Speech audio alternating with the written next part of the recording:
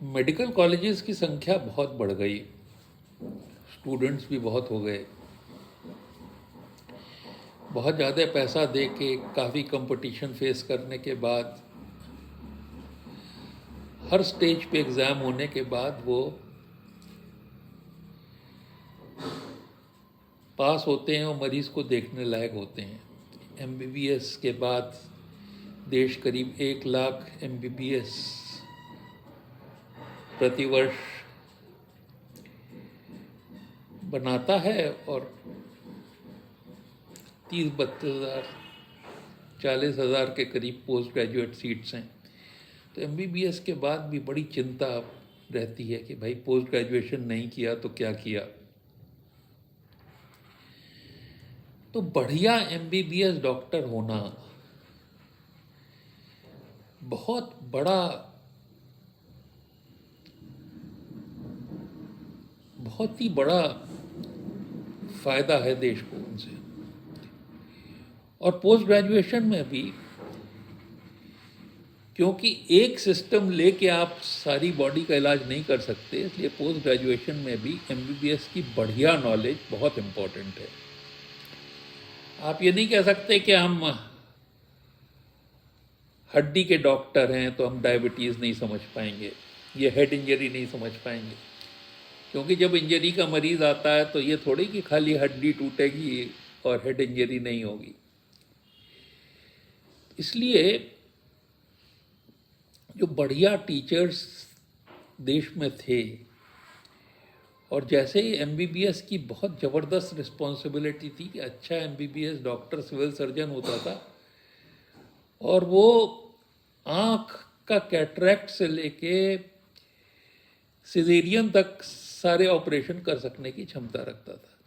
तो जैसे जैसे सुपर स्पेशलिटी होती गई वैसे वैसे लोगों की जो काबिलियत थी सब कुछ समझने की वो घटती गई, और उससे जो है बेचारा एमबीबीएस आज का एक डिग्री लिए घूम रहा है, उसके पास काम मिलना मुश्किल हो जाता। दूसरी बात यह है कि क्योंकि प्राइवेट मेडिकल कॉलेजेस बहुत हैं और टीचिंग लाइन में जाने वाले बहुत कम हैं, और टीचर्स की ना तो कोई ट्रेनिंग है, ना ही उनको कोई प्राइड है बढ़िया टीच करने में, तो इस वजह से काफ़ी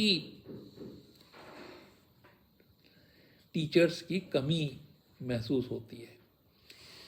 तो हमने ये सोचा है कि एमबीबीएस स्टूडेंट्स को मदद करने के लिए एक अच्छे टीचर्स का कॉन्ग्रीगेशन तैयार किया जाए, जिसमें कि सर्जन हों,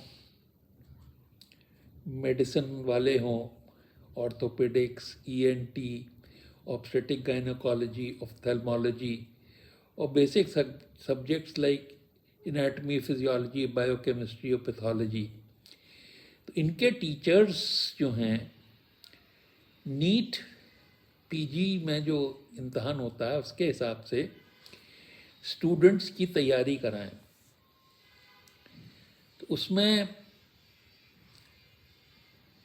ऑफलाइन लेक्चर्स भी हों, ऑनलाइन लेक्चर्स भी हों। जो लेक्चर्स का कंटेंट है उस पर गूगल क्लासरूम में जाके एमसीक्यू भी करने का प्रोविज़न हो, जिससे कि स्टूडेंट्स को उनकी गलती पता लग जाए। और इस तरह का teaching and practice of retrieval, ये प्रैक्टिस कराई जाए लड़कों को, जिससे कि उनके चांसेस नीट पीजी में सिलेक्शन के बढ़ जाएं।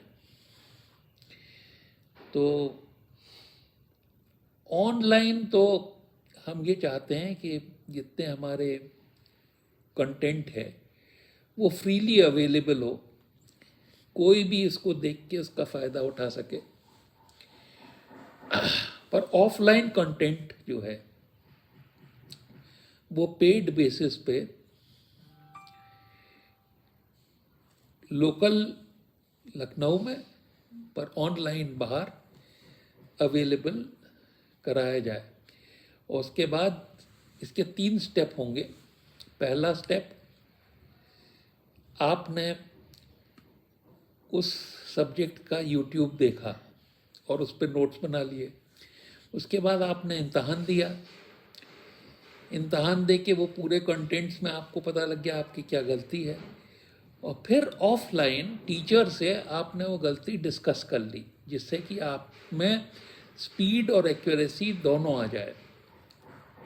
मेरा ये ख्याल है कि जो आवश्यक नॉलेज है वो इस तरह से आपको कंठस्थ हो जाएगी, और जब आप मरीज़ के बारे में, किसी भी मरीज़ के बारे में 7 सवाल उनका जवाब देने के लिए बाध्य होंगे, आखिरी मरीज़ जो आप देखेंगे तब तक, और वो है कि what is your diagnosis, why do you say so, any differential diagnosis, why not that, how would you investigate, how would you treat, what is the prognosis.